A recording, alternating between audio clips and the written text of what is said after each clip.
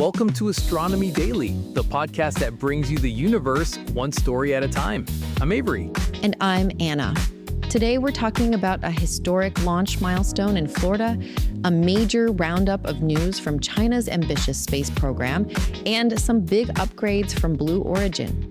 Plus, we'll dive into a new AI tool that could revolutionize the search for life on Mars.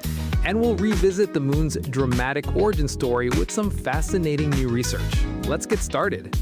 First up, a truly staggering achievement from Florida's Space Coast.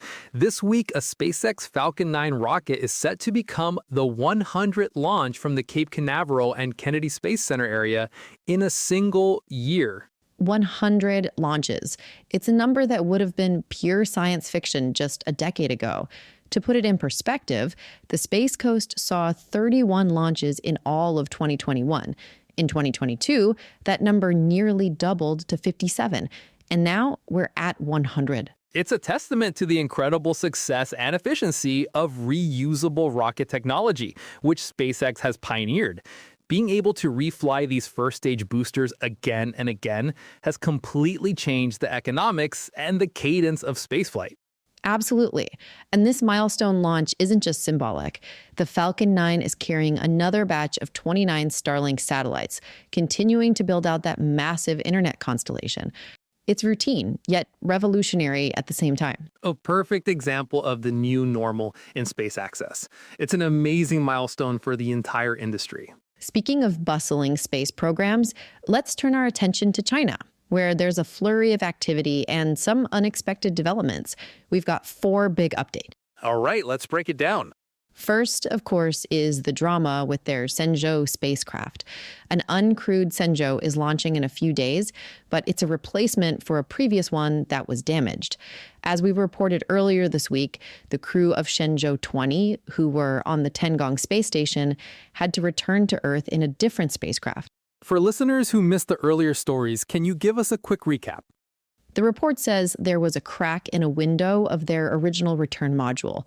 That is a serious issue, and it's a stark reminder of how unforgiving space can be. Thankfully, they had a backup ready to go with the arrival of the Shenzhou 21 crew and, more importantly, spacecraft. Hence the need for the Shenzhou 22 to get there ASAP as an uncrewed mission. Wow, that's a close call. Glad the crew is safe. What's the next update?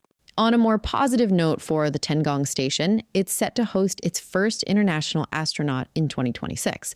This is a major step for China's goal of making Tiangong a hub for international cooperation, much like the ISS. That's a significant diplomatic and scientific milestone. It is.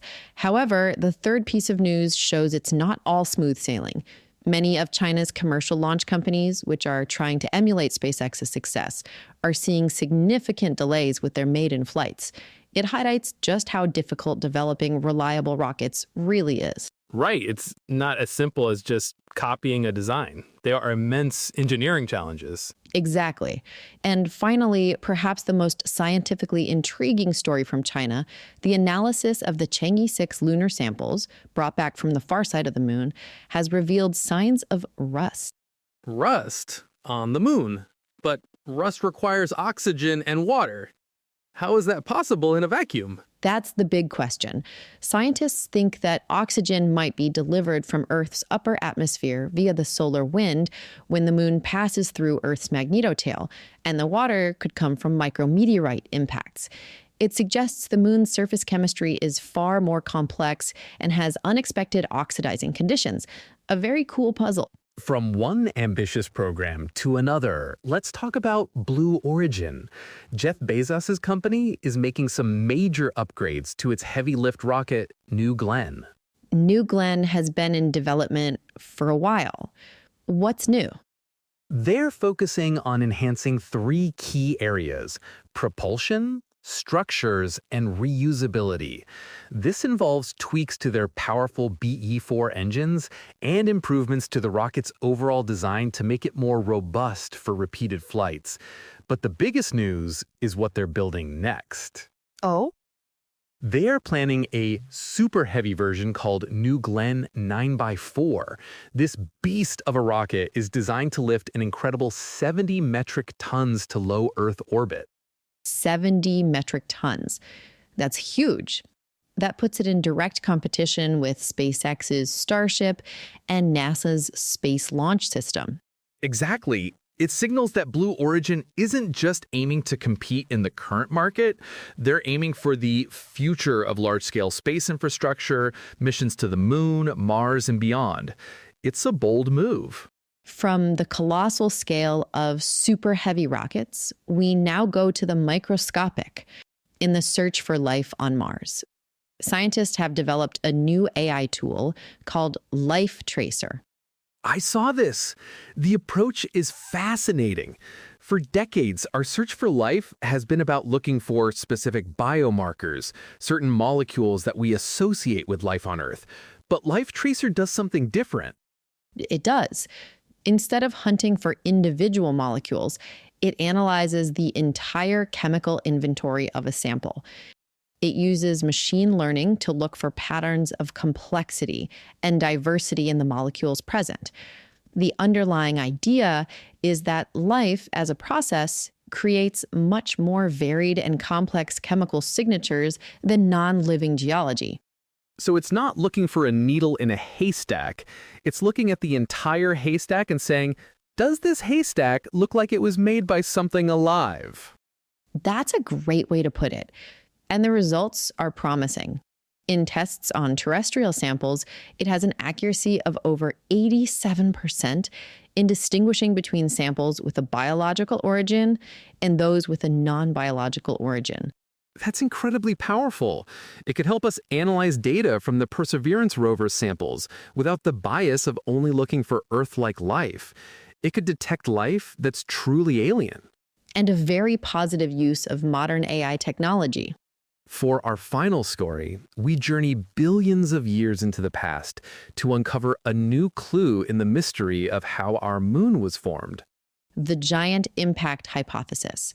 The theory that a Mars-sized object, which we call Theia, slammed into the proto-Earth, and the debris from that collision eventually formed the moon. Exactly. But a key question has always been, where did Theia come from? New research suggests it wasn't some rogue planet from the outer solar system that wandered in. It may have been a close neighbor of early Earth. A neighbor? How could they possibly know that? It comes down to chemistry, specifically isotopes. You see, the chemical composition of planets varies depending on where in the solar system they formed. By meticulously analyzing isotopes of elements like oxygen in rocks from both Earth and the Moon, scientists can work backwards. Right, because the moon is made of material from both the early Earth and Theia. Precisely. The isotopic signatures in lunar rocks are remarkably similar to Earth's. This new analysis suggests this is because Theia itself formed in the inner solar system, in a very similar orbit to Earth. It was, for all intents and purposes, Earth's planetary sibling. So this colossal moon-forming impact wasn't an attack from a stranger, but a collision between neighbors. It paints a picture of the early solar system as an even more chaotic and crowded place than we imagined. A cosmic fender bender that gave us our beautiful moon. And that's all the time we have for today. From a historic 100th launch and rust on the moon to super heavy rockets and new insights into our own cosmic origins. The universe is never short on stories. Thanks for joining us on Astronomy Daily. I'm Avery. And I'm Anna. Until next time, keep looking up.